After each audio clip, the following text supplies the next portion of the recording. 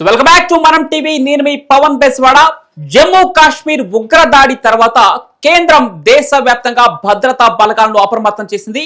ఈ దాడి Pakistan inter services intelligence మద్దతుతోనే జరిగినట్లు భారత ఇంటెలిజెన్స్ ఏజెన్సీలు ఒక అంచనాకు వేశాయి. అయితే ఈ నేపథ్యంలోనే విజయవాడలో ఉగ్రవాద కదలికలపై నిఘా సంస్థలు హెచ్చరికలు జారీ చేశాయి. దీంతో విజయవాడ నగరంలో హై అలర్ట్ ప్రకటించారు. ఇంటెలిజెన్స్ రిపోర్టుల ప్రకారం సిమి అంటే స్టూడెంట్ ఇస్లామిక్ మూవ్మెంట్ ఆఫ్ ఇండియాతో సంబంధాలున్న 10 మంది అనుమానిత ఉగ్రవాదులను గుర్తించడం జరిగింది. వీరిలో 4 విజయవాడ నగరంలో, మరో 6 శివారు ప్రాంతాల్లో ఉన్నట్లు సమాచారం.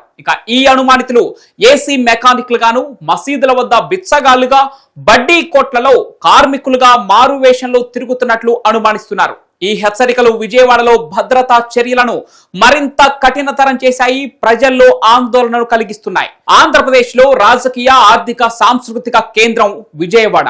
ఈ ఉగ్రవాద హెచ్చరికల నేపథ్యంలో నగరంలో భద్రతా బలగాలు విస్తృత చర్యలైతే చేపట్టాయి. విజయవాడ పోలీస్ కమిషనర్ కాంతిరాణా టాటా నేతృత్వంలో రైల్వే స్టేషన్స్, బస్టాండ్లు, విమానాశ్రయాలు, దేవాలయాలు, మసీదులు, చర్చిలు, సినిమా హాళ్లు, మాల్స్ వంటి ప్రజలు ఎక్కువగా గుమిగూడే ప్రాంతాల్లో తనిఖీలైతే ముమ్మరం చేశారు పోలీస్ అధికారులు. రైల్వే స్టేషన్లో railway protection force, government railway police, స్థానిక పోలీసులు సంయుక్తంగా తనిఖీలను నిర్వహిస్తున్నారు. ప్రయాణికుల సామాన్లు, టికెట్లను పరిశీలిస్తూ అనుమానిత వ్యక్తులను గుర్తిస్తున్నారు పోలీసులు. అటు హోటళ్లు, లాడ్జీలలో కూడా తనిఖీలు ముమ్మరంగా కొనసాగుతున్నాయి. హోటల్ యజమానులకు అనుమానిత వ్యక్తుల గురించి సమాచారం ఇవ్వాలని ఆదేశాలు జారీ చేశారు. నగరంలోని అన్ని ఎంట్రీ, ఎగ్జిట్ పాయింట్ల వద్ద, చెక్ పోస్ట్ల దగ్గర ముమ్మర తనిఖీలనైతే ఏర్పాటు చేశారు. సీసీటీవీ కెమెరాలను నిరంతరం పర్యవేక్షిస్తూ అనుమానిత కదలికలను గుర్తిస్తున్నారు. అటు విజయవాడ విమానాశ్రయంలో సెంట్రల్ ఇండస్ట్రియల్ సెక్యూరిటీ ఫోర్స్ సిబ్బంది అప్రమత్తంగా ఉన్నారు. ప్రతి ప్రయాణికుని వివరాలను జాగ్రత్తగా పరిశీలిస్తున్నారు అధికారులు. ఈ నేపథ్యంలోనే ఆంధ్రప్రదేశ్ ముఖ్యమంత్రి చంద్రబాబు నాయుడు ఈ హెచ్చరికలను సీరియస్ గా తీసుకున్నారు.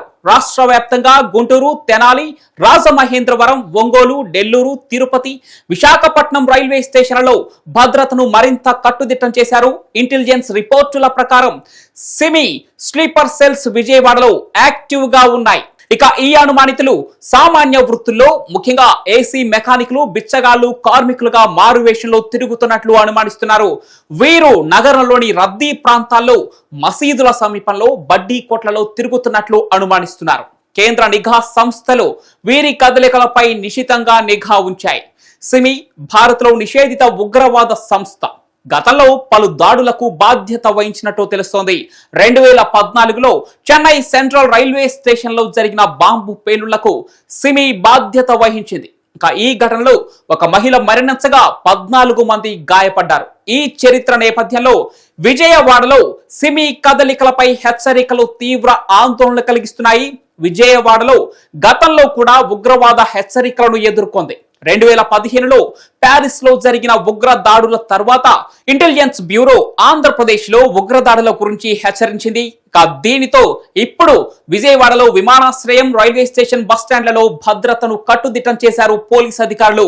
2016లో కూడా మహాశివరాత్రి సందర్భంగా లష్కర్-ఏ తోయిబా, జైష్-ఏ మహమ్మద్ ఉగ్రవాదులు విజయవాడతో సహా పలు నగరాల్లో చొరబడినట్లు హెచ్చరికలు కూడా జారీ చేసిన దాఖలాలు చూడవచ్చు.